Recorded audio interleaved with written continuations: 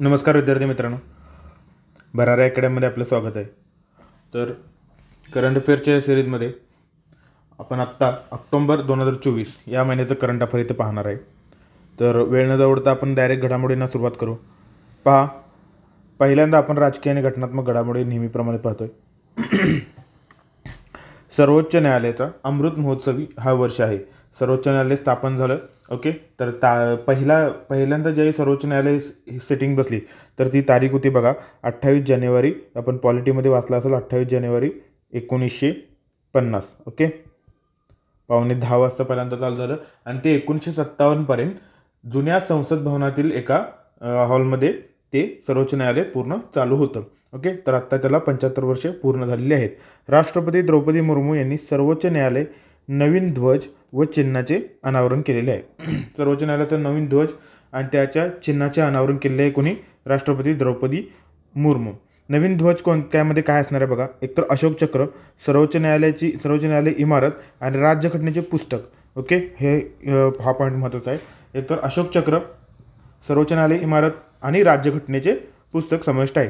पंतप्रधानांनी त्याचे 75 वर्षाच्या टपाल तिकिटाचे अनावरणसुद्धा केले. तर ह्या दोन गोष्टी ते महत्त्वाच्या आहेत. एकतर 75 वर्षे पूर्ण झालेली आणि त्याचे नवीन ध्वज आणि नवीन ध्वजाचे अनावरण कोण केले? राष्ट्रपतींनी. त्यानंतर बघा 23वा विधी आयोग हा स्थापन झालेला आहे, म्हणजे त्याचा कालावधी निश्चित झालेला आहे. तर तो 1 सप्टेंबर 2024 ते 31 ऑगस्ट 2027 या कालावधीपर्यंत असणार आहे. 23वा विधी आयोग. आपण पाहिलेले होते की 22वा जे लॉ कमिशन होते त्याचे चेअरमन होते ऋतुराज अवस्थी. ओके, हे आपल्याला माहितीच आहे. तर आता ह्याचे अध्यक्ष अजून अनाऊन्स केलेले नाहीत, म्हणजे चेअरमन अनाऊन्स केलेले नाहीत, पण हा जो कालावधी असणार आहे त्याचा कालावधी आधी अनाऊन्स केला जातो. तर ह्याचा जो कालावधी आहे तो सप्टेंबर 24 ते ऑगस्ट 27 हा कालावधी असणार आहे. 3 वर्षाचा हा कालावधी असतो. तर याची रचना बघा, 1 अध्यक्ष असतो प्लस 4 पूर्णवेळ सदस्य आणि 5 अर्धवेळ सदस्य, अशी 10 एकूण संख्या असते लॉ कमिशनची. याचे उद्दिष्ट काय? तर कायदेशीर सुधारणा कायदेशीर संशोधन करण्यासाठी विधी व न्याय मंत्रालय काय करतं? एक गैरसंवैधानिक संस्था स्थापन करते. एका निश्चित काळासाठी सल्लागार संस्था म्हणून हे लॉ कमिशन काम करतं. ओके, मग आता जे नवीन लॉ आले IPC CRPCच्या बदल्यात, ओके, त्या बदली जे IGC असेल, न्यायिक सर्व्हिस असेल, त्याचे जे नवीन कायदे जे आले त्यांचे कार्य कसे चालतं, त्यांचं मूल्यांकन, त्याचं मूल्यमापन करण्यासाठी आणखीन काही असे नवीन लॉ आणता येतील का जे ब्रिटिश काळातील होते, त्यामध्ये बदल करण्यासाठी ज्या काही सल्ला असतील, ज्या काही ॲडवायसरी असतील त्या ह्या 23व्या विधी आयोगाकडे हे काम दिलेलं आहे. त्यानंतर बघा त्रिपुरा शांतता करार. केंद्र सरकार, ओके, राज्य सरकार आणि national liberation front of Tripura, okay, आणि ऑल त्रिपुरा टायगर फोर्स. बघा, अशा ह्या चौघांच्यात एक करार झालेला आहे, त्रिपुरा पीस करार. ओके, हा करार सप्टेंबर 2024 झाला. तर सेंट्रल आणि स्टेट गव्हर्नमेंटच्या ॲडिशनमध्ये कोण आहे? तर national liberation front of Tripura आणि ऑल त्रिपुरा टायगर फोर्स असे 4 यामध्ये सदस्य आहेत. ओके, तर या शांतता करारामध्ये पार पाडण्यासाठी हिमाचल प्रदेशच्या विधानसभेने बालविवाह प्रतिबंधक विधेयक 2024 मंजूर केलेलं आहे. आता यात काय केलेलं आहे? महिलांसाठी विवाहाचे वय 18 वरून 21 वर्ष करण्यात आलेले आहे. तर ह्यासाठी कोणी पहिल्यांदा विधेयक मंजूर केले? तर हिमाचल प्रदेश. आपल्याला हे राज्य महत्त्वाचं आहे, हिमाचल प्रदेश, हे लक्षात ठेवा. तशाच पद्धतीने बघा, केंद्रीय महिला व बाल विकास मंत्रालयाने अशाच पद्धतीने लग्नाचे वय वाढवण्यासाठी म्हणजे जून 2020 एका समितीची स्थापना केली होती. या समितीने विवाहाचे वय 21 वर्ष करण्याची शिफारस केली होती. तर ही समिती कोण? जया जेटली समिती. खूप महत्त्वाची समिती आहे जया जेटली समिती. कशासाठी आली होती? लग्नाचे वय 18 वरून 21 करण्यासंदर्भात जया जेटली समिती महिला व बाल विकास मंत्रालयाने बसवली होती आणि त्यांनी हे शिफारस केलेली आहे. ओके, त्यानंतर बघा श्री विजयपुरम, जे अंदमान निकोबारमधील जे छोटे आयलंड असतील, ओके, किंवा मोठे आयलंड असतील, छोटे आयलंड असतील, ते सगळे तिथे काय होते? बऱ्यापैकी नावे ही ब्रिटिशकालीन नावे होती त्या आयलंडची. ओके, मग ती नावे बदलून आपले जे वीरचक्र, परमवीरचक्र, महावीरचक्र पुरस्कार प्राप्त जे सैनिक होते, ओके, शहीद झालेले होते देशासाठी, त्यांच्या जवळपास 21 अशा लोकांच्या नावावरून खूप लहान लहान आयलँड्सची म्हणजे बेटांची नावे बदलली गेलीत. त्यापैकीच जसे आपण नील रॉस बोस होते तिथे स्वराज शहीद शहीद असे नावं बदलली गेलीत. त्याच पद्धतीनं आणखीन अशी काही बेटांची नावं बदलली. त्यामध्ये जे पोर्ट ब्लेअर होतं, ओके, जी राजधानी होती अंदमान निकोबारची, ओके, त्याच्यावर नाव बदलून काय केले, श्री विजयपुरम असे नाव केलेले आहे. केंद्रीय गृहमंत्री अमित शहा यांनी त्याची अनाऊन्समेंट केलेली आहे. श्री विजयपुरम हे कशासाठी आहे, एक अंदमान निकोबार आयलंड हे एकेकाळी ब्रिटिशांच्या काळात इतिहास जर काढून पाहिला तर एक गुलामगीचे प्रतीक म्हणून होते. म्हणजे गुलामगिरी इथून सुरुवात व्हायची किंवा तिथे जास्तीत जास्त आपले स्वातंत्र्य सैनिक होते तिथे त्यांना कैदी केले जायचं. एक गुलामगिरीची एक हिंट काय म्हणतात त्याला, एक इमेज त्यातून प्रतीत व्हायची. त्यासाठी त्यातून मुक्तता मिळण्याच्या उद्देशाने एक प्रेरणा, विजयाची प्रेरणा यावी या उद्देशाने विजयपुरम, श्री विजयपुरम असे नाव गृहमंत्र्याने, केंद्रीय मंत्रालयाने ते बदलून त्याचे नाव पोर्ट ब्लेअरचे नामांकन श्री विजयपुरम केलेले आहे. त्यानंतर बघा 200 not out, okay, 200 not out, okay, असं म्हणू शकतो आपण, नॉट आउट आहे ते, ओके. 200 वर्ष जुने असलेल्या मुंबई समाचार, बघा या गुजराती वृत्तपत्राच्या प्रवासावर आधारित माहितीपटाचे प्रकाशन कुणी केले आहे, गृहमंत्री अमित शहा यांनी.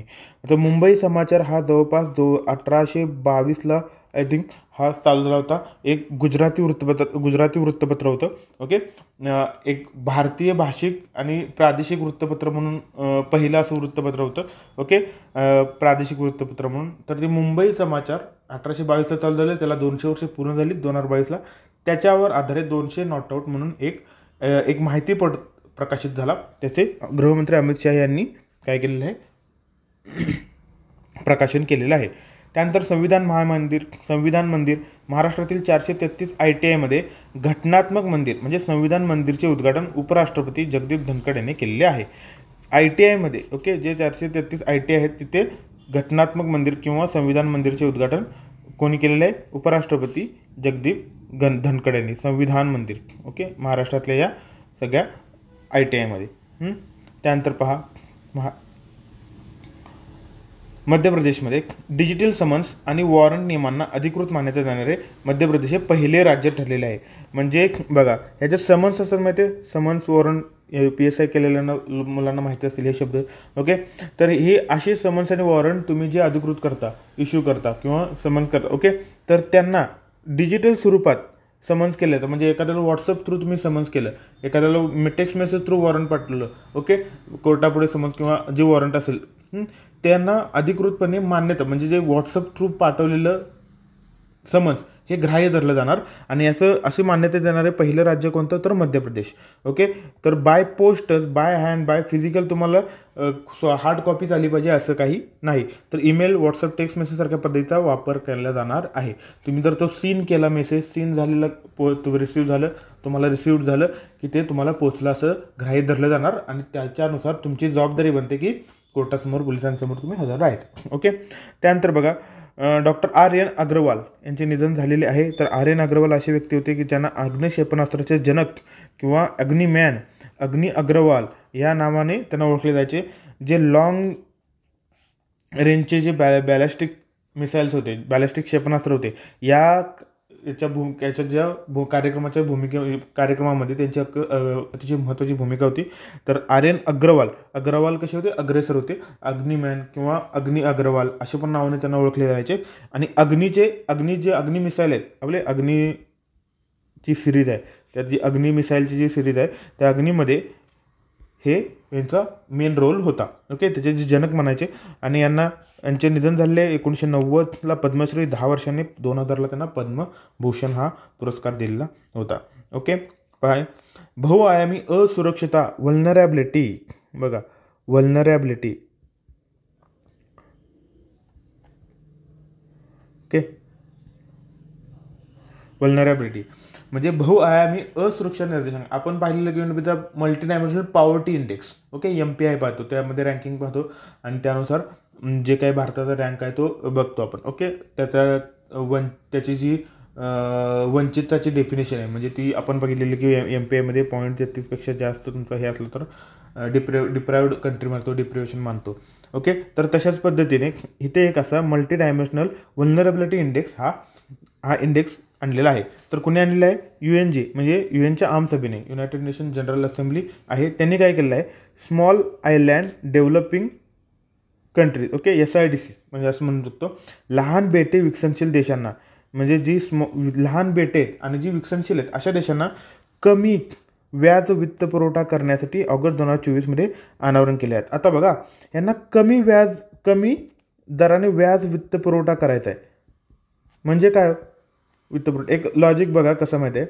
ही जी स्मॉल आयलँड कंट्री आहेत, SIDC आहे, स्मॉल आयलँड डेव्हलपिंग कंट्री आहेत, इथं काय असतं, लोकसंख्या कमी असल्यामुळे आणि त्याचबरोबर थोडं ट्रेड जास्त असल्यामुळे यांची पर कॅपिटा असतो ना, जो दरडोई असतो, पर कॅपिटा इन्कम हा हाय असतो आणि तो हाय असल्यामुळे त्यांना सहजासहजी जे त्यांना लोन किंवा जे फायनान्शियल एड मिळते किंवा फायनान्शियल असिस्टन्स मिळतो बँके थ्रू वगैरे कशातून, तो खूप इंटरेस्ट रेट त्याचा जास्त असतो. ओके, मग त्याच्या ज्या होणाऱ्या इम्बॅलन्समुळे अशा की त्या इम्बॅलन्समुळे त्यांची डेव्हलपमेंट तितक्या फास्ट होत नाही. ओके, किंवा तिथला ट्रेड वाढत नाही किंवा तिथले जे पर्सनल वेल्थ असेल, पर्सनल तुमचे बिझनेस असेल ते वाढत नाहीत. मग त्यासाठी त्या देशांसाठी हा मल्टी डायमेन्शनल व्हल्नरॅबिलिटी इंडेक्स आणलेला आहे. ओके, आता ह्यामध्ये 2 मुख्य स्तंभ आहेत त्यांनी सांगितले. कोणते कोणते मुख्य स्तंभ आहेत पहा. एक तर आहे 2 मुख्य स्तंभामध्ये संरचनात्मक असुरक्षा. ओके, संरचनात्मक असुरक्षा. आणि दुसरा आहे संरचनात्मक लवचिकता, स्ट्रक्चरल काय म्हणतात त्यांना, लवचिकता. ओके, फ्लेक्झिबिलिटी आला. Okay, structural flexibility. ओके, तर संरचनात्मक असुरक्षा आणि संरचनात्मक लवचिकता हे 2 शब्द लक्षात ठेवा. ओके, हे त्यांचे 2 मेन पिलर आहेत. मल्टी डायमेन्शनल व्हल्नरॅबिलिटी इंडेक्स कुणाचा आहे, UNच आणलेला आहे. फक्त हे लक्षात ठेवा, लहान बेटे जे विकसनशील देश आहेत त्यांच्यातील कमी वित्तपुरवठा त्यांना व्याज पुरवठा करण्यासाठी ऑगस्ट 2024 याचं अनावरण झालेलं आहे. पंतप्रधान मोदी यांचा युक्रेन दौरा. युक्रेनला भीष्म क्यूब बघा, या मोबाईल हॉस्पिटल आपत्कालीन वैद्यकीय सेवा प्रदान करणारे त्यांनी भेट दिलेली आहे. म्हणजे ही जी एक मोबाईल इमर्जन्सीमध्ये ही अशी सर्व्हिस प्रोव्हाइडिंग ही अशी सर्व्हिस आहे. भीष्म क्यूब हे काय करतं, एक तुमची मोबाईल हॉस्पिटल प्रणाली आहे. ओके, ती तुम्हाला सर्व्हिस प्रोव्हाइड करते. तर अशी मोबाईल हॉस्पिटल प्रणाली इमर्जन्सी पिरियडमध्ये तुम्हाला यूज करावी यासाठी पंतप्रधान नरेंद्र मोदी यांनी युक्रेनला ही भेट दिलेली आहे. युक्रेन आणि रशियाच्या युद्धामुळे अशी परिस्थिती उद्भवल्यामुळे त्यांनी ही सेवा प्रदान करणारी वैद्यकीय सेवा भेट दिलेली आहे.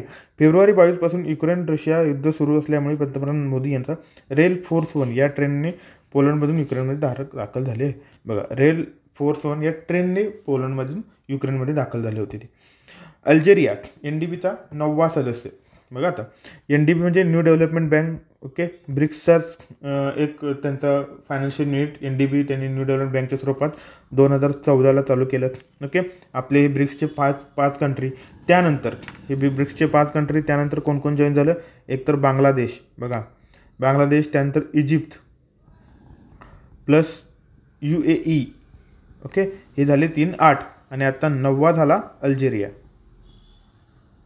ओके, असं म्हटलं जातं की उरुग्वे पण आहे. उरुग्वे आता जो उरुग्वे यांच्याबरोबर UAE, इजिप्त आणि उरुग्वे हे एकत्र आले. पण उरुग्वे हा एक कंट्री, ही कशी कंट्री आहे, ही प्रॉस्पेक्टिव्ह मेंबर आहे. फुल मेंबर नाही, प्रॉस्पेक्टिव्ह मेंबर आहे.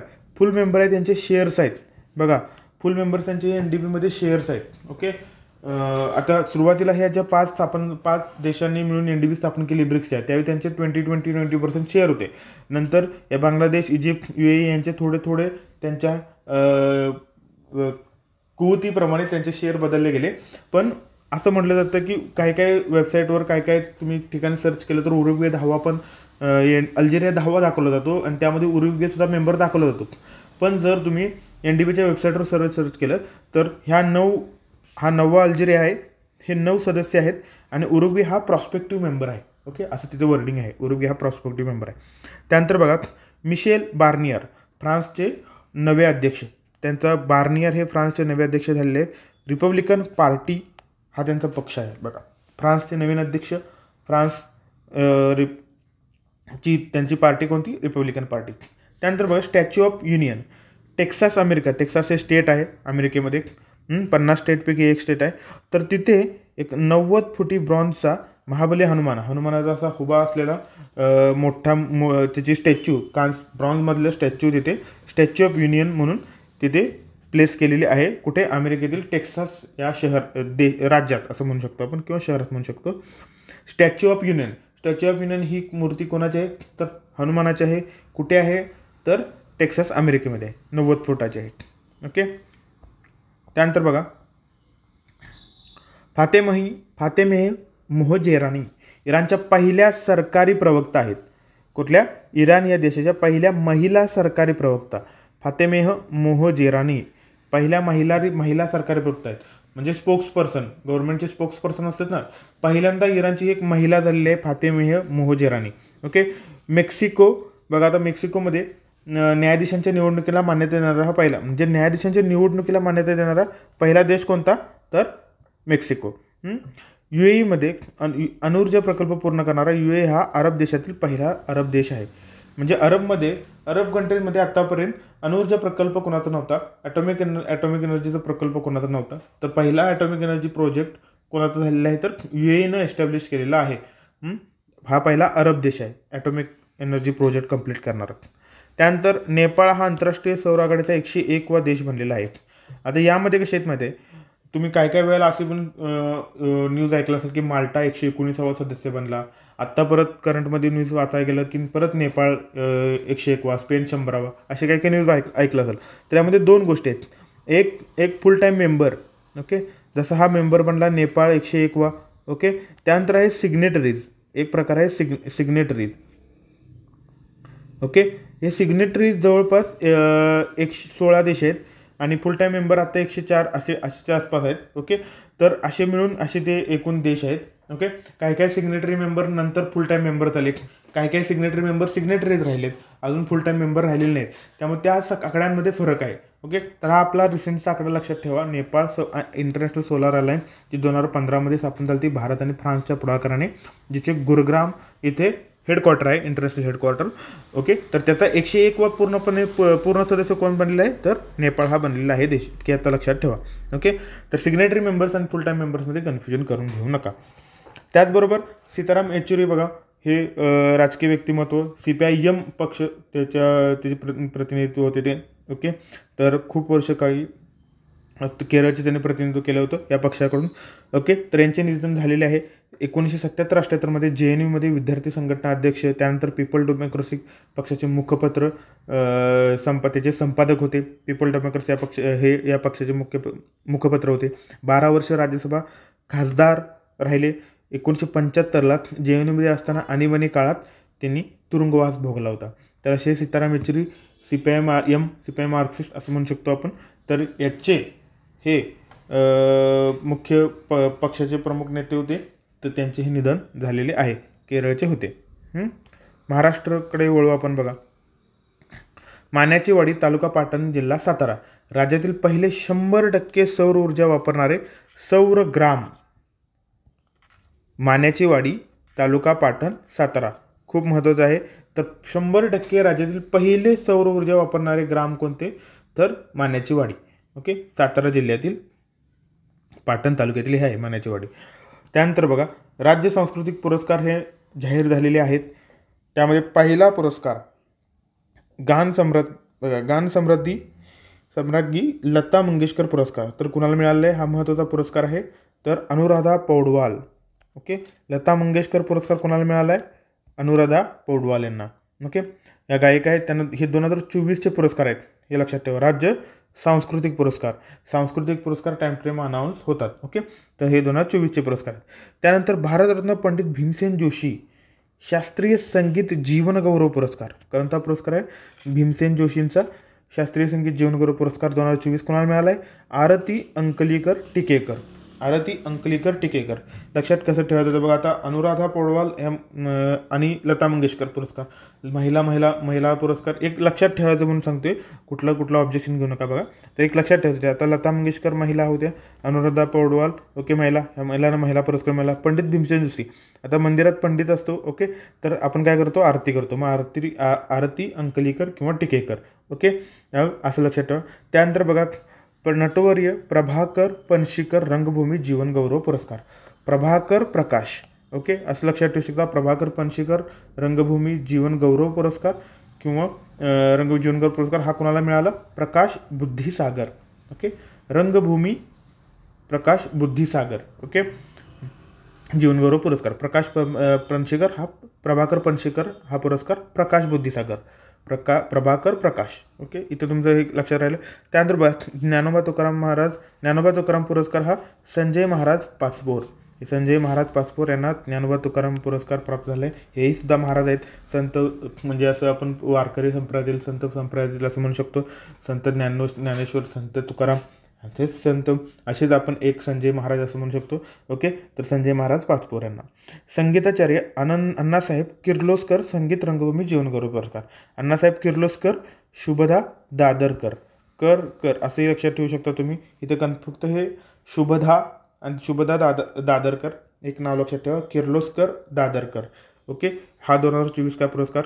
त्याचबरोबर तमाशा सम्राज्ञी विठाबाई नारायण गावकर जीवनगौरव पुरस्कार. 2 पुरस्कार हे राहिलेले होते. ओके.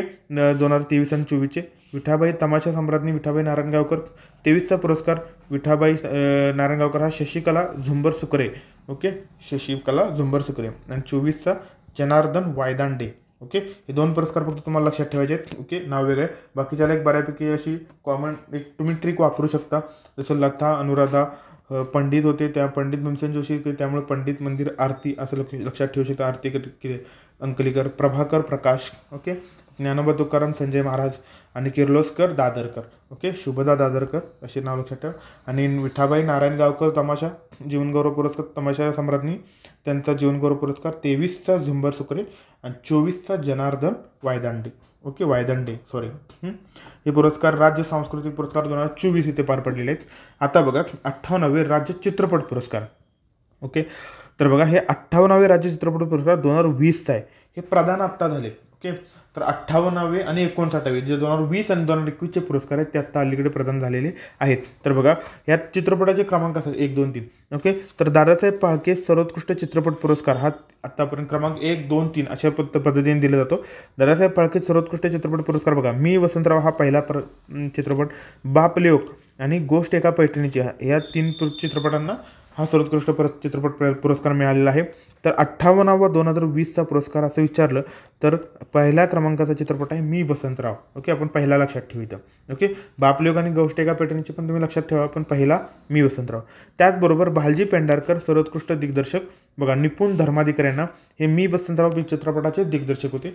पहिल्या चित्रपटाला 2020चा मी वसंतराव त्याचेच दिग्दर्शक भालजी पेंढारकर सर्वोत्कृष्ट दिग्दर्शक पुरस्काराने प्राप्त कोण? निपुण धर्माधिकारी. ओके. तर इथं बघा आता 58 बघतोय आपण. त्यामध्ये उत्कृष्ट अभिनेता. ओके. मी वसंतरावमध्ये काम केलेलं वसंतराव म्हणून राहुल देशपांडे. उत्कृष्ट अभिनेत्री मृण्मयी गोडबोले गोदाकाठ चित्रपटासाठी. पार्श्वनायक राहुल देशपांडे मी वसंतराव आणि पार्श्वगायिका प्राची रेगे गोदाकाठ. ओके. ह्या 2 चित्रपटासाठी मिळालेले आहेत. अभिनेता म्हटलं की राहुल देशपांडे, अभिनेत्री म्हटलं की मृण्मयी गोडबोले गोदाकाठसाठी. ओके. तर मी वसंतरावसाठी चित्रपट उत्कृष्ट चित्रपट, उत्कृष्ट दिग्दर्शक आणि उत्कृष्ट अभिनेता हे मी वसंतरावसाठी मिळालेले आहेत. ओके. त्यानंतर बघा 59वे राज्य चित्रपट पुरस्कार 2021. दादासाहेब फाळके सर्वोत्कृष्ट चित्रपट पुरस्कार बघा पहिल्या क्रमांकाचा चित्रपट आहे कारखानिसांची वारी आहे. हा पहिल्या चित्रपटाला हा पुरस्कार मिळालेला आहे. तर दादासाहेब फाळके सर्वोत्कृष्ट चित्रपट म्हणून. त्यानंतर फ्रेम द्वितीय क्रमांकाचा आणि गोदावरी तृतीय क्रमांकाचा. तर भालजी पेंढारकर सर्वोत्कृष्ट दिग्दर्शक पुरस्कार हा कोणाला मिळाला आहे? मंगेश जोशी कारखानिसांची वारी. ओके. सेम बघा जसा आपण काय बघितलं होतं की 58व्या पुरस्कारामध्ये जो सर्वोत्कृष्ट चित्रपट पुरस्कार दादासाहेब फाळके सर्वोत्कृष्ट चित्रपट पुरस्कार क्रमांक 1 ज्याला प्राप्त झाला होता त्याच दिग्दर्शकाला भालजी पेंढारकर सर्वोत्कृष्ट दिग्दर्शक पुरस्कार प्राप्त झाला. सेम 59व्या पण पुरस्काराला 2021च्या पुरस्काराला. ओके. आता इथे बघा फक्त इथे बदल होतो. उत्कृष्ट अभिनेता हा जितेंद्र जोशीला मिळाला आहे गोदावरी या चित्रपटासाठी. ओके. उत्कृष्ट अभिनेत्री सोनाली कुलकर्णीला मिळाला आहे तिथे शहर होणं या चित्रपटासाठी. उत्कृष्ट पार्श्वगायक राहुल देशपांडे आणि उत्कृष्ट पार्श्वगायिका आनंदी जोशी रंगीले फंटार. ओके. रंगीले फंटार.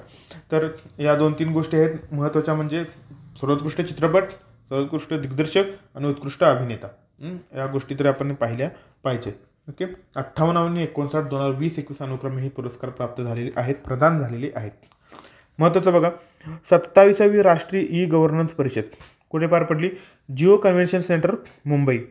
ही ई गव्हर्नन्स परिषद आहे बघा 27 कुठे पार पडली? मुंबई येथे. विषय काय होता? विकसित Bharat, secure and sustainable e service delivery. विकसित भारत ही त्याची थीम होती. Secure and sustainable e service delivery ती थीम होती.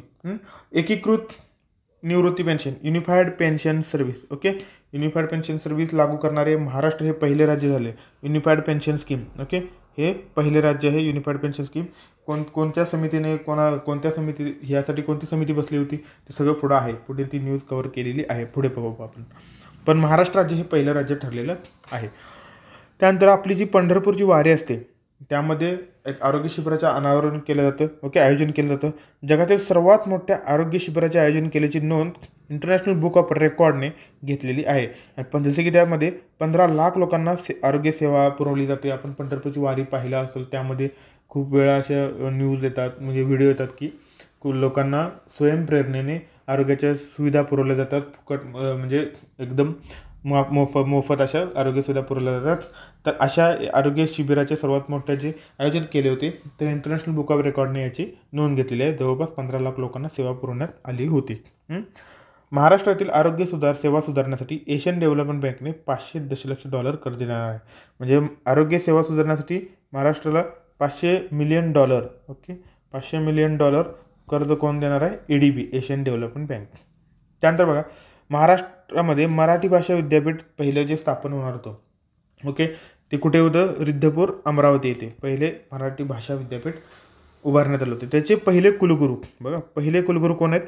अविनाश आवलगावकर. नाव लक्षात ठेवा, अविनाश आवलगावकर. रिद्धपूर येथे महाराष्ट्रातील मराठी भाषेचे विद्यापीठचे पहिले विद्यापीठ झाले होते. त्याचे पहिले कुलगुरू कोण? अविनाश आवलगावकर. बघा, आता आपण कुठे वळू? आर्थिक घडामोडीकडे वळू. आर्थिक घडामोडीमध्ये बघा, one nation one location. One nation one location. रस्ते वाहतूक आणि महामार्ग मंत्रालय या उपक्रमांतर्गत रस्ते, रेल्वे, बंदरे, विमान वाहतूक, लॉजिस्टिक व्यवस्थापन सुनिश्चित करणे यासाठी या मंत्रालयाने हे उपक्रम आणलेलं आहे. One nation one location. Okay, सगळ्यासाठी एकच लॉजिस्टिक व्यवस्थापन सुनिश्चित करायचे. जे रस्ते असू दे, रेल्वे असू दे, बंदरे असू दे, विमान वाहतूक असू दे. वन नेशन वन लोकेशन यासाठी. ओके, रस्ते मंत्रालयाचे ही उपक्रम आहे असं लक्षात घ्या. त्यानंतर 4 नवीन सार्वजनिक कंपन्यांना नवरत्न दर्जा प्राप्त झालेला आहे. ओके, तर ऑगस्ट 2004 अशांची संख्या आता 25 झालेली आहे. रेलटेल कॉर्पोरेशन ऑफ इंडिया ही एक, solar energy corporation of India SECI. Okay, Satluj Jalvidyut Nigam SJVN आणि national hydro electric power corporation NHPC.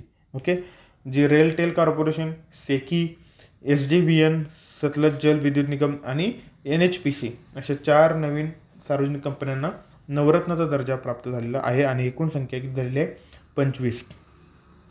Rahul नवीन EDच्या संचालकपदी नियुक्त झालेले 2 वर्षाच्या कालावधीसाठी राहुल नवीन. ओके, त्यानंतर पहा, Ashok Kumar Singh ESIC. Okay, employee state insurance corporation. Okay, कर्मचारी राज्य विमा महामंडळ याच्या महासंचालकपदी केंद्र सरकारने अशोक कुमार सिंग यांची नियुक्ती केलेली आहे. UPI सर्कल बघा, NPCI एक नवीन सुविधा आणलेली आहे. कोणी? NPCIने. तर सर्कलचा अर्थ काय? तर अशी सुविधा आहे की आता तुम्ही युजर आहात, तर त्या युजरना आपल्या खात्याद्वारे पेमेंट करण्याचे अधिकार तुमच्या कुटुंबियांना किंवा तुमच्या मित्रांना देता येणार आहे. मग तुमचं एक तुम्ही सर्कल तयार करू शकता. एक एक्स बँक अकाउंट आहे, XBIचं बँक अकाउंट आहे, ते तुम्ही XBIचं बँक अकाउंटला तुम्ही UPI सर्कल करू शकता आणि तुम्ही चूज करू शकता की ह्या बँकेतलं UPI कोण यूज करू शकतं, ते तुमचं UPI. मग तुम्ही तुमचे मदर असेल, फादर असेल, ब्रदर असेल किंवा तुमचे XYZ फ्रेंड्स असेल, ओके, त्यांना हे तुम्ही देऊ शकता आणि तुम्ही त्या अकाउंटवरून ते मनी तुमचे हे करू शकतात. ओके, यूज करू शकतात. ओके, मग फॉर एक्झाम्पल तुम्ही कॉलेजचे एक असं हे कोणासाठी युजफुल ठरू शकतं किंवा जे बिझनेस पार्टनर आहेत किंवा एक स्मॉल स्केलमध्ये तुमचा बिझनेस आहे किंवा तुम्ही कॉलेजमध्ये टीम चालवताय ओके, कसल्या तरी प्रोजेक्टसाठी. आणि एक कॉमन कोणाचं तरी अकाउंट करून त्याला UPI सर्कल बनवू शकता. म्हणजे 3-4 जण फ्रेंड्स तुम्ही यूज करू शकता, त्याचा वापर करू शकता. यासाठी हे नवीन एक कन्सेप्ट आणले आहे UPI circle. Okay, reverse question येऊ शकतो, NPCI कडून अशी कोणती नवीन सुविधा आणली आणि की त्याचा वापर तुमच्या कुटुंबियांना किंवा मित्रांना तुमच्या युजरला खात्यावरून पेमेंट करण्याचे अधिकार मिळू शकतात. तर UPI family, UPI circle, UPI club असे काहीतरी ऑप्शन टाकून विचारू शकतात. तर UPI सर्कल हा शब्द लक्षात ठेवा. राजेश नांबियार नास्कॉमच्या अध्यक्षपदी नियुक्त झालेले आहेत. सिंधू गंगाधरन नास्कॉमच्या चेअरपर्सनपदी निवड झाले आहेत. एक प्रेसिडेंटपदी कोण झाले आहेत? नांबियार, आणि गंगाधरन ह्या चेअरपर्सनपदी निवड झालेली आहेत. ओके, काय महत्त्वाचे नाही नास्कॉमची. केवन पारेख ॲपलचे नवे मुख्य वित्त अधिकारी, chief finance officer. Kevan Parekh Indian आहे बघा, ॲपल. ओके, मुख्य चीफ फायनान्स ऑफिसर कोण झाले इथं? केवन पारेख. केंद्र सरकारने काय केलं आहे? 10 राज्यांमध्ये 12 औद्योगिक smart cities, industrial smart cities, total 10 राज्यांमध्ये 12 उभारण्यास मंजुरी दिलेली आहे. National industrial corridor development programme अंतर्गत. ओके, NICDP या प्रोग्राम अंतर्गत. या उपक्रमांतर्गत 28,000 कोटी रुपये गुंतवून 1 मिलियन तुम्हाला काय 1 दशलक्ष रोजगार, म्हणजे 10 लाख रोजगार, 30 लाख तुमचे कसे अप्रत्यक्ष नोकऱ्या. प्रत्यक्ष रोजगार किती? 10 लाख, अप्रत्यक्ष 30 लाख. महाराष्ट्रातील दिघी रायगड येथे ही स्मार्ट सिटी विकसित करणार आहेत. म्हणजे 12पैकी एक दिघी रायगड ही असणार आहे, जी महाराष्ट्रात आहेत. सतीश कुमार रेल्वे बोर्डाचे अध्यक्ष आणि CEO पदी नियुक्त झालेले आहेत. कोण? सतीश कुमार. त्यानंतर बघा PM E-ड्राईव्ह नावाचंच आहे. E-ड्राईव्ह म्हणजे इलेक्ट्रिक मोबिलिटीला प्रोत्साहन देण्यासाठी ही PM E-ड्राईव्ह योजना आणलेली आहे. 2 वर्षात 10,900 कोटी रुपये खर्च करून इलेक्ट्रिक व्हेकल स्वीकारणे, हवेची गुणवत्ता सुधारणे, वाहतुकीचा पर्यावरणीय परिणाम कमी करणे यासाठी ही PM E-ड्राईव्ह योजना आणलेली आहे. कार्यकाळ बघा 1/10/2024 ते 31 मार्च 2026 हा इतका कार्यकाल आहे. ऑक्टोबरपासून सुरुवात होऊन मार्च 26पर्यंत. ओके, जवळपास हा 1.5 वर्षाचा कालावधी आहे. ओके, तर ही PM ड्राईव्ह योजना ही त्यासाठी आणलेली आहे. ओके, इलेक्ट्रिक मोबिलिटीसाठी. त्यानंतर बघा अष्टलक्षी महोत्सव या संकेतस्थळाचे उद्घाटन केंद्रीय मंत्री ज्योतिरादित्य सिंधिया यांनी केले. बघा नावात काय अष्टलक्षी महोत्सव, पण काय उद्दिष्ट काय? आपले नॉर्थ ईस्ट इंडिया आहे आणि उर्वरित देश यांच्यातील सांस्कृतिक आणि आर्थिक अंतर भरून काढणे यासाठी ही योजना, ह्यासाठी हा महोत्सव आहे. तर या महोत्सवातून एकमेकांच्यातला जो कल्चरल आणि इकॉनॉमिकल डिफरन्स आहे तो भरून काढायचा आहे. नॉर्थ ईस्ट जे वेगळं झालं असं म्हणतो, पण वेगळं नाही, पण त्यातून आपला एक जो उणीव आहे ती उणीव भरून काढायची, म्हणजे एक तो फरक आहे तो भरून काढायचा आहे. यासाठी अष्टलक्ष्मी महोत्सव हा ज्योतिरादित्य सिंधिया यांनी हा आणलेला आहे. संस्कृतीचे प्रदर्शन करणे, कारागीर असतील, विणकर असतील, उद्योजकांसाठी नवीन संधी निर्माण करणे हे या महोत्सवाचे उद्दिष्ट आहे. वन इंडिया वन तिकीट बघा, one India one ticket IRCTC आणि national capital region transport corporation NCRTC यांनी भारतीय रेल्वे आणि नमो भारत ट्रेनमधील प्रवाशांना तिकीट बुकिंग सुलभ करणे यासाठी वन इंडिया वन तिकीट ही प्रणाली आणलेली आहे. ओके, म्हणजे या दोन्हीतली जी तफावत आहे किंवा जी तिकिटाची प्रणाली आहे ती एकाच प्लॅटफॉर्मवर यूज करण्यासाठी वन इंडिया वन तिकीट ही मोहीम आणलेली आहे. ओके, तर इथे आपण थांबू आत्ता. ओके, म्हणजे हा पार्ट 1 असेल आणि आता त्या अगोदर काय करूया आपण रिव्हिजन करूया जे झाले ते. बघा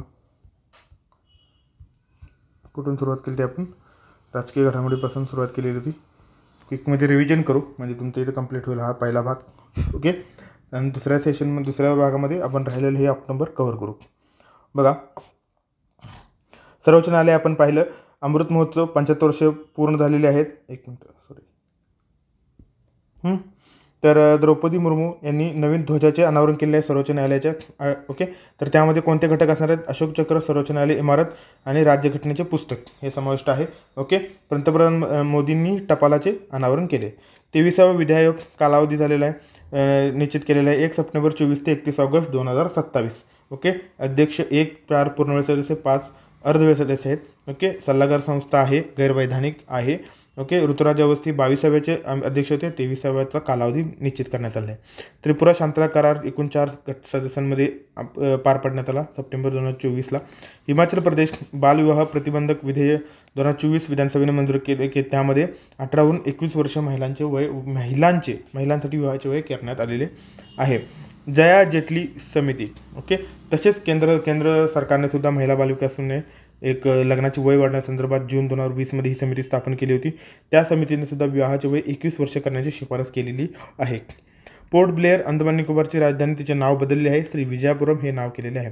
200 नोट आउट 200 वर्ष जुनं असलेल्या मुंबई समाचारचे जे गुजराती वृत्तपत्र होतं जे आधी चालू त्याच्या प्रवासावर आधारित माहितीपटाचे प्रकाशन अमित शहा गृहमंत्री यांनी केलेले आहे. संविधान मंदिर महाराष्ट्रातील 433 ITIमध्ये घटनात्मक किंवा संविधान मंदिराचे उद्घाटन उपराष्ट्रपती जगदीप धनखड यांच्या हस्ते झालेले आहे.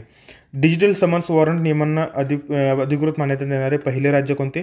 मध्य प्रदेश. ओके.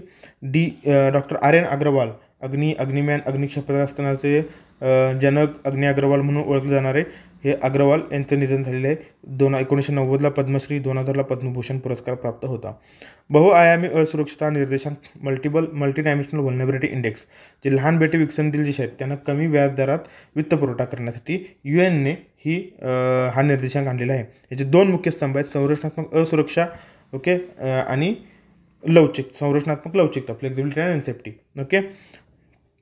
पंतप्रधान मोदी यांचा युक्रेन दौरा त्यामध्ये त्यांनी भीष्म क्यूब या मोबाईल हॉस्पिटल आपत्कालीन वैद्यकीय सेवा प्रदान केली युक्रेनला. ओके. फेब्रुवारी 2022 पासून हे युक्रेन रशिया 2022 पासून युद्ध सुरू असल्यामुळे नरेंद्र मोदी यांनी रेल फोर्स 1 या ट्रेनने पोलंडमधून युक्रेन येथे प्रवास करून युक्रेनला तेथे त्यांनी भेट दिलेली आहे. ओके. अल्जेरिया NDPचा 9वा सदस्य झालेला आहे. NDP 2014ला स्थापन झाली होती. त्यानंतर आपण सदस्य कसे सांगितले. युरुग्वे हा प्रॉस्पेक्टिव्ह मेंबर आहे. मिशेल बार्नियर फ्रान्सचे नवे पंतप्रधान रिपब्लिकन पार्टीचे पंतप्रधान झालेले आहेत. Statue of union statue of union कुठे आहे? युनिटी नाही. ओके. तर युनियन हा अमेरिकेमध्ये आहे. तर हनुमानाची 90 फूट उंच मूर्ती आहे. फातेमेह मोहजेरानी ओके इराणच्या पहिल्या महिला सरकारी प्रवक्ता. मेक्सिकोने काय केलं आहे? न्यायाधीशांच्या निवडणुकीला मान्यता दिली आणि असा हा पहिला देश आहे न्यायाधीशांच्या निवडणुकीला मान्यता. UAE हा पहिला अरब देश आहे ज्यांनी अणुऊर्जा प्रकल्प पूर्ण केला. नेपाळ आंतरराष्ट्रीय सौर आघाडीचा इंटरनॅशनल सोलार अलायन्सचा 101वा सदस्य आहे. हा मेंबर कंट्री आहे. सीताराम येचुरी CPIMचे पक्षाचे नेते यांचे निधन झालेले आहे. ओके. माण्याची वाडी पाटण सातारा राज्यातील पहिले 100% सौर ऊर्जा वापरणारे सौरग्राम आहे. 100% सौर ऊर्जा वापरणारे सौरग्राम. त्यानंतर राज्य सांस्कृतिक पुरस्कार प्राप्त झाले. लता मंगेशकर पुरस्कार 2024चा अनुराधा पौडवाल. पंडित भीमसेन जोशी, आरती अंकलीकर टिकेकर, प्रभाकर पणशीकर, प्रकाश बुद्धिसागर. ज्ञानोबा तुकाराम पुरस्कार संजय महाराज पाचपोर. अण्णासाहेब किर्लोस्कर संगीत पुरस्कार शुभदा दादरकर. ओके. विठाबाई नारायणगावकर पुरस्कार 23चा पुरस्कार हा शशिकला झुंबरसुकरे आणि 24चा पुरस्कार जनार्दन वायदंडे. 58वे राज्य चित्रपट पुरस्कार 2020 हा दादासाहेब फाळकेंचा सर्वोत्कृष्ट चित्रपट पुरस्कार 2020चा क्रमांक 1 मी वसंतराव यांना प्राप्त झालेला आहे. आणि भालजी पांढरकर सर्वोत्कृष्ट दिग्दर्शक पुरस्कार हा निपुण धर्माधिकारी यांना मी वसंतराव या चित्रपटाच्या दिग्दर्शनासाठी पात्र झालेला म्हणजे पुरस्कार त्यांना प्राप्त झालेला आहे. त्याचबरोबर चित्रपटासाठी सर्वोत्कृष्ट अभिनेता राहुल देशपांडे यांनी मी वसंतरावसाठी आणि मृण्मय गोडबोले यांना गोदाकाठसाठी. ओके. त्यानंतर बघा 59वे राज्य चित्रपट पुरस्कार 2021चे प्राप्त झालेले आहेत. दादासाहेब फाळके सर्वोत्कृष्ट चित्रपट पुरस्कार क्रमांक 1 कारखानिसांची वारी ओके या चित्रपटासाठी प्राप्त झालेला आहे. भालजी पांढरकर सर्वोत्कृष्ट दिग्दर्शक पुरस्कार हा या चित्रपटासाठी दिग्दर्शन करणारे मंगेश जोशी यांना प्राप्त झालेला आहे. ओके. तर सर्वोत्कृष्ट अभिनेता 59व्या पुरस्कारामध्ये जितेंद्र जोशी गोदावरी चित्रपटासाठी, तर अभिनेत्री म्हणून सोनाली कुलकर्णी तिचं शहर होणे या चित्रपटासाठी. ओके. तर हे 2 पुरस्कार 58, 59, 2020 आणि 21चा दादासाहेब फाळके चित्रपट सर्वोत्कृष्ट चित्रपट पुरस्कार प्राप्त झालेले प्रदान झालेले आहेत. ओके. 27वा राष्ट्रीय ई-गव्हर्नन्स परिषद तर मुंबई येथे 27वी राष्ट्रीय ई-गव्हर्नन्स परिषद पार पडलेली आहे. विकसित भारत अशी त्याची संकल्पना होती. Secure and sustainable e service delivery UPS. Okay.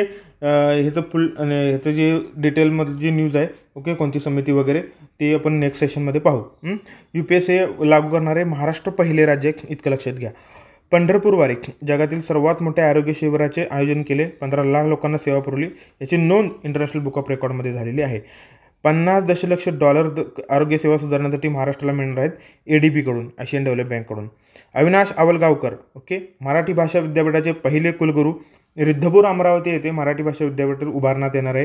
त्याचे पहिले कुलगुरू अविनाश आवलगावकर यांची अनाऊन्समेंट झालेली आहे. वन नेशन वन लोकेशन, जसे रस्ते, रेल्वे, बंदरे, विमान वाहतूक आहेत यांची लॉजिस्टिक व्यवस्थापनाची सुनिश्चिती करण्यासाठी रस्ते वाहतूक मंत्रालयाने हे one nation one location announce केलेली ही नवीन प्रणाली आहे, योजना असेल असे.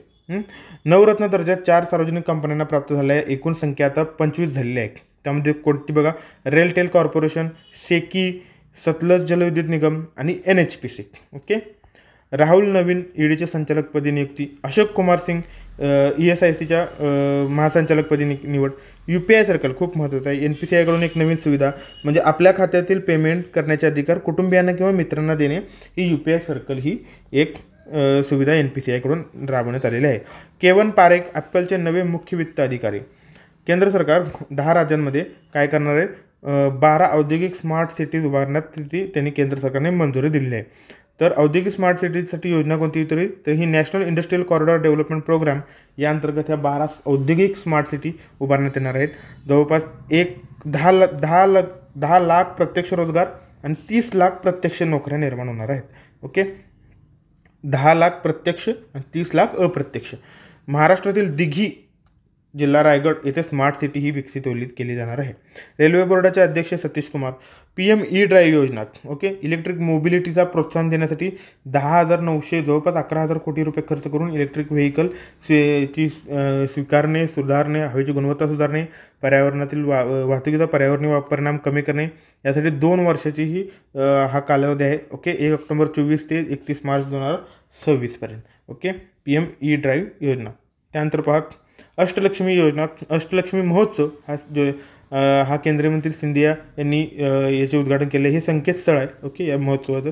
ईशान्य भारत आणि उर्वरित भारत यांच्यातील सांस्कृतिक व आर्थिक अंतर भरून काढण्यासाठी इतर जे संस्कृतीचे प्रदर्शन करणे, कारागीर, विणकर यांना उद्योजकांना संधी निर्माण करण्यासाठी हा महोत्सव आहे.